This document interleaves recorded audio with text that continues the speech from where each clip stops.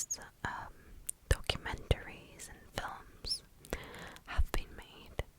I would suggest you watch the movie called Zodiac, which stars Jake Gyllenhaal.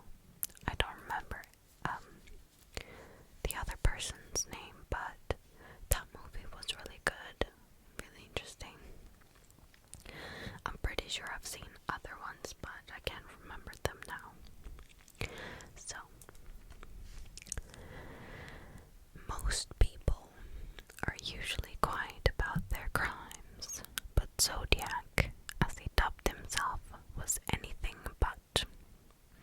From 1968 to 1969, he terrorized San Francisco with his murder spree, daunting the police with his coded letters to the local paper. He had at least 5 killings directly connected to him, although he claims to have killed 37 people. His terror began when Betty Lou Jensen, 16 years old, and David Arthur Faraday, 17, were found lying outside of their bullet-peppered car. Jensen was found dead at the scene with 5 gunshot wounds to her back, while Faraday died of a bullet to the head en route to the hospital. Half a year later, a couple who parked their car 4 miles away from that crime scene was also gunned down, 1 injured and 1 killed. So here we have a pattern. This is how lots of police catch these killers. And of course, with the increase in better technology, we see less and less of these people get away. So I feel like people who get locked away from one murder could have been people who might have turned into serial killers, like back in the day, when there wasn't technology available, very, advanced DNA available to catch these people. Anyways, so the survivor of the second crime, Michael, was able to give a description of the killer. He described a heavy-set white man around 5'8". It would be the Zodiac Killer himself that would give the police the remaining evidence. At 12:48 a.m. that same night, police received a strange call. I wish to report a double murder. If you go 1 mile east in Columbus Parkway to a public park, you will find the kids in a brown car. They have been shot with a 9mm Luger. I also killed those kids last year. Goodbye. A month later, newspapers received the first letter from the Zodiac Killer.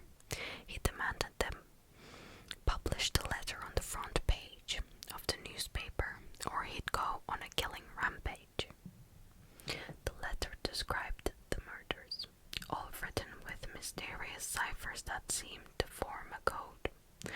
This was a common theme with the other letters he would send, all signed with a crossed circle symbol. One such letter was decoded by a high school teacher and his wife. It read, "I like killing people because it is so much fun. It is more fun than killing wild game in the forest, because man is the most dangerous animal of all. To kill something gives me the most thrilling experience. It is ever even better than getting your rocks off with a girl." And the spelling is really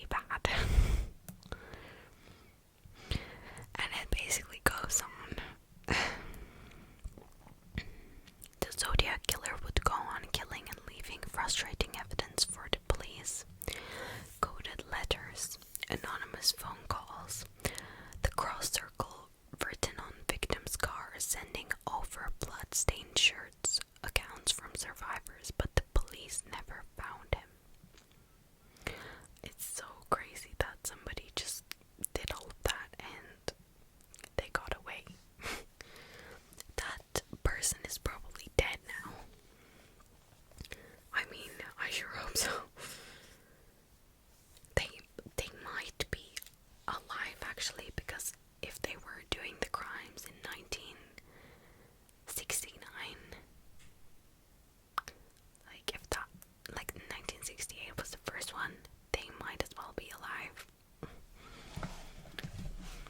But please don't come for me.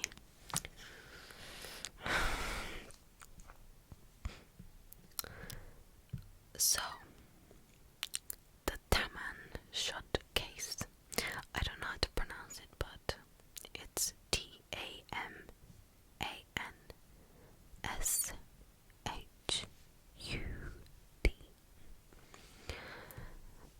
The Zodiac Killer wasn't the only one who loved to use codes.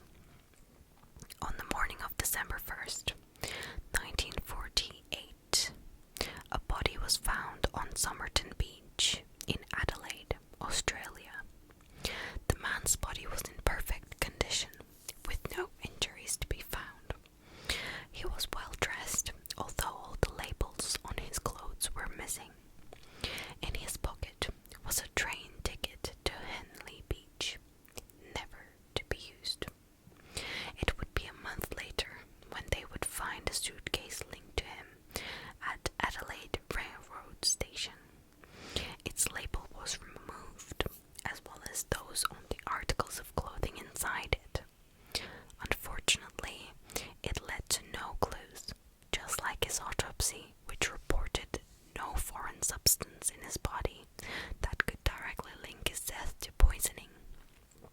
A month later, they would find the most substantial but puzzling evidence in a secret pocket in the man. My laptop stopped recording. As I was saying, the most puzzling evidence was found in a secret pocket, and it read Taman should. Public library officials called in to translate the phrase. They concluded that it meant ended or finished, which can be found in a collection of poems entitled The Rubaya of Omar Khayyam. Immediately, police ran a nationwide search for the book where the scrap paper was torn from. A man came forward claiming that he found the book in the backseat of his unlocked car, a week or two before they discovered the body. On the back of it was a strange code scrawled out in pencil. A phone number linking to a nurse was also discovered, though the nurse said she had given a copy of the Rubaya to an army officer named Alfred Boxall. Both the man who found the book and the nurse denied any connection with the dead man. They never got any further with the case, although many suspect it may have been a suicide, since the book's theme was about having no regrets when life ends. Others think he might be a spy, and until there are any breaks in the case, his grave will remain reading, "Here lies the unknown man who was found at Somerton Beach, 1st December 1948. Wow.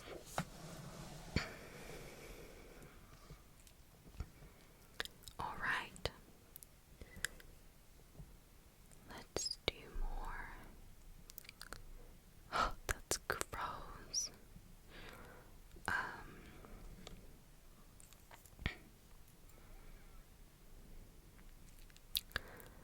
I'm pretty sure Soft ASMR did she did a video on this one.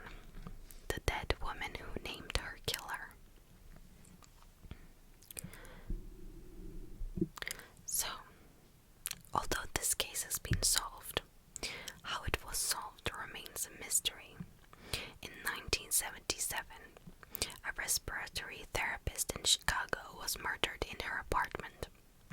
Teresita Basa was found under a flaming mattress, a butcher knife buried in her chest. Police attempted to track her stolen jewelry with no luck. They also failed in trying to link any of the suspects to the crime. It seemed impossible to find the perpetrator until Remy Chua, a co-worker who barely knew the victim, involuntarily became a leading source of information. Chua began having frequent visions and nightmares about Basa. It started in the locker room of her work, where she experienced seeing a man's face behind Basa. This would repeat in her dreams. Chua then began channeling Basa's spirit when conversing with her husband. While channeling Basa's spirit, Chua told her husband the entire story of Basa's murder. She claimed an orderly at the hospital named Alan Showery was helping Basa with her television when he assaulted her. He then killed her and set her mattress on fire. The spirit was even able to give the details of what happened to her jewelry, which was given to Showery's common-law wife. Mr. Chua convinced his wife to give these details to the police. The police were skeptical at first, but after seeing the Basa's jewelry on Showery's wife, the police were able to convict the man for 14 years in jail. Unfortunately, there wasn't enough evidence to convict him longer. But was it really Basa's ghost who named her killer? Perhaps Chua had knew some facts in the case and disguised it as a spirit possessing her. Whatever led the police to the killer remains to be a mystery. Wow. Maybe she was really talking with the spirits. I mean, they didn't find out how, so...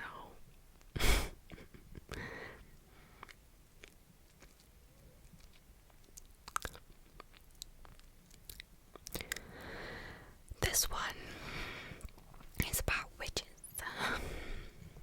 The Jeanette De Palma case. Usually people connect witches to Salem, but for this particular case, the witches were in Springfield, New Jersey. It all started in 1972, when a dog brought home a decomposed forearm home. This prompted a police search, and a body was soon found afterwards atop a cliff in Springfield.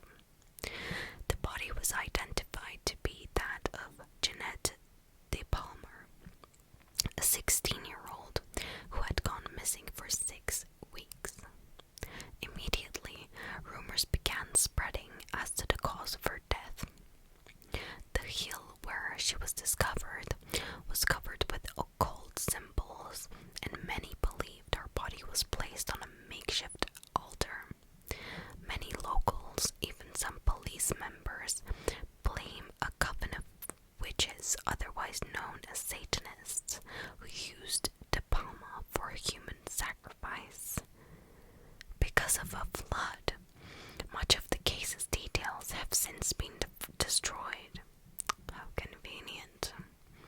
However, some reports from local papers mentioned that police couldn't determine the cause of death due to her badly decomposed body.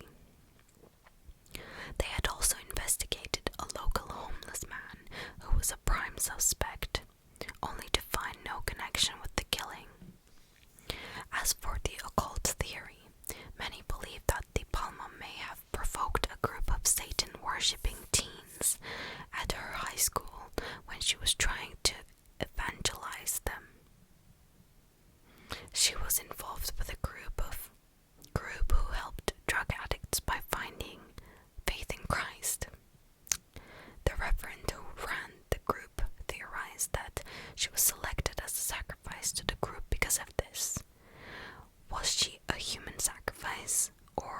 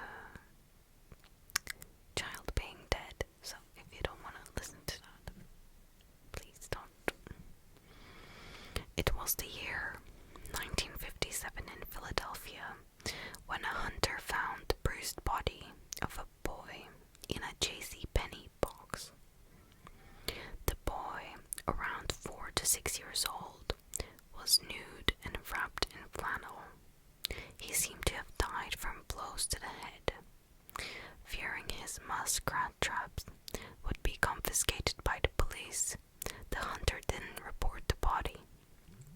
It was 2 days later, when a college student found the body, that the police started on the case of America's unknown child. It immediately attracted the media's attention, and flyers of the boy were seen through Pennsylvania. Although police received thousands of leads, they were never able to uncover the identity of the young boy. They tried tracing back the J.C. Penney box and checking the boy's fingerprints, but everything led to a dead end. However, there were 2 promising leads of note. One lead involved a foster home located 1.5 miles away. A medical examiner who pursued the case until his death had a psychic lead him to the foster home, where he found a bassinet similar to the one that was sold in a box. Hanging on the clothesline were blankets much like the one wrapped around the boy. He believed the boy belonged to the stepdaughter of the man who ran the home, and she didn't want to be found as an unwed mother. Police interviewed the couple but closed the investigation. In 2003, they opened the case against. In 2003, how many years later is that? That is like 43 years later, 46, almost like 50 years later. Wow. In 2003, they opened the case again when interviewing a woman identified as M, who claimed her abusive mother brought the child back in 1954. According to her, her mother killed the boy in a fit of rage. Because M was mentally unstable, the investigation was closed as well, leaving the boy to remain America's unknown child. That is so sad.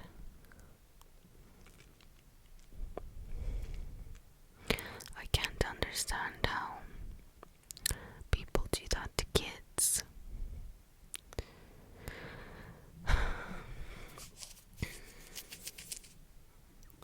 Like, you can kind of like